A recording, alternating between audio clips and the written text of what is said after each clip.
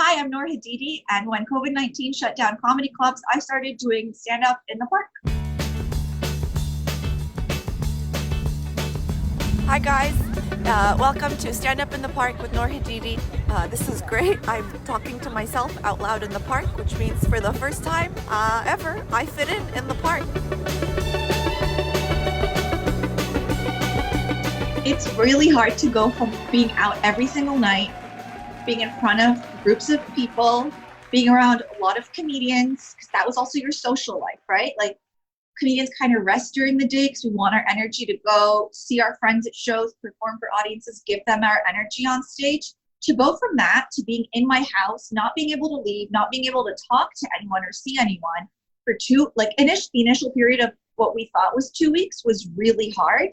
But then when they kept extending it, it was like a really big adjustment process, because all the things that this life that you've built for yourself and all the things that, help you cope and, the structures that you've built are gone.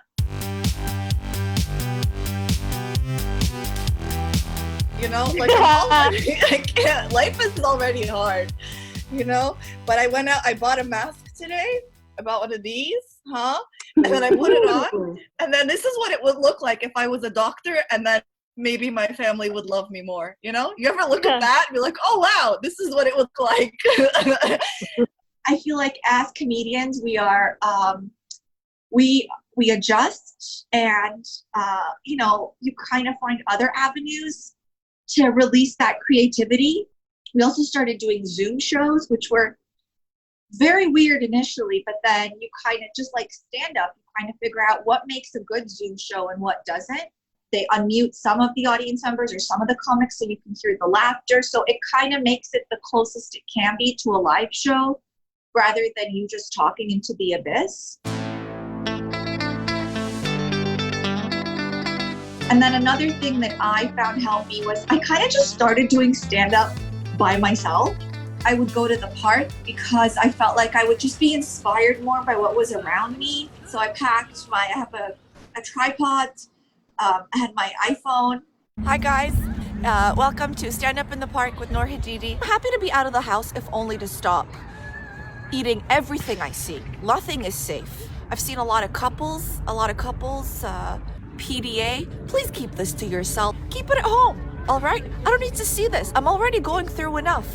And the mic doesn't work. Like, it's not connected to anything. It's just like a handheld mic. But I thought, it's what I need to do comedy. I can't, like, otherwise I'm giving a TED talk at the park. And then someone would have called the cops, that's not what we wanted. They could have called the cops either way, but I feel like with the mic, at least they would have thought that I was recording something. I hope you guys liked it.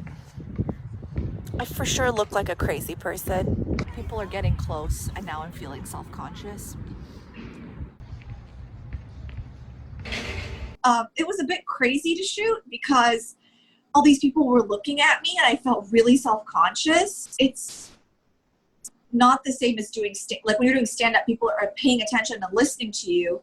But with this, it was the opposite. I didn't want anyone to listen to me. I wanted people to not even pay attention to me, because I felt crazy.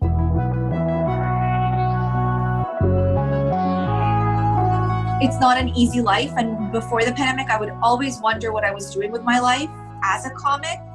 But now that this happened, I'm glad that I get to make people laugh. And the financial stability is something that's really hard. It's not easy for me to say. As someone who worked in finance and was getting those checks every 2 weeks, to go from that to being on CERB is not a good feeling, right? But I think that I want to look back and say, at least I tried doing what I loved, and I tried doing the thing that brought me joy. I don't know if we'll be able to do what we did before, like doing 3 shows a night, polishing your sets. I don't know what the future is of my industry, and it is scary, but I know that I'm happy I'm in it. I'm a joke writer, and I can write jokes about anything, and I don't have to worry about what happens in the future because I will figure out a way to write jokes about that. I think that's a lesson that I learned that made me feel better about my own talents and my own skills as a comic. I'm so proud of all the other comics who are putting on Zoom shows. Like I'm sure it's not easy, or some other people other comics look down on it and they're like, oh, I don't want to be a Zoom comic, but we're all doing the best we can. And if people want to tune in from their living rooms and you're going to make them laugh for 10 minutes and bring them joy and make them forget about what's going on, then like, why not? All right, so this is my joke wall. So what I do is I give all of my jokes names. As you can see here, like they all have different names. And then I assign them categories. Yeah. This is actually my newest favorite joke, as you can see, because there's so many like different tags and like things that I want to add to it. So I became a citizen of Canada in November of last year, and I wanted to write a joke about it. And basically, so I took the test, and I just think they ask you questions on the test they should ask you questions that help with life in Canada. You know, like what's a double-double? Who is Ron McLean? Okay. And then this should be the final question on the test. Have you ever traveled on Air Canada? And if the answer is yes, automatic citizenship. Automatic, okay? If you've been abused by that piece of shit airline, you deserve to be Canadian.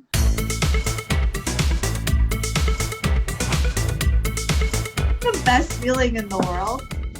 That's like comics. It's so hard to quit. Once you know what you're doing and you get good at it, I would liken it. It's a socially acceptable form of drug use, I would say.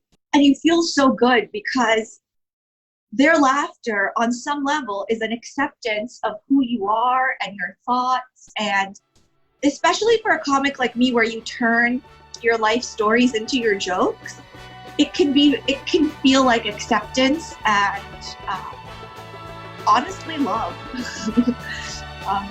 Yeah, and I really miss it.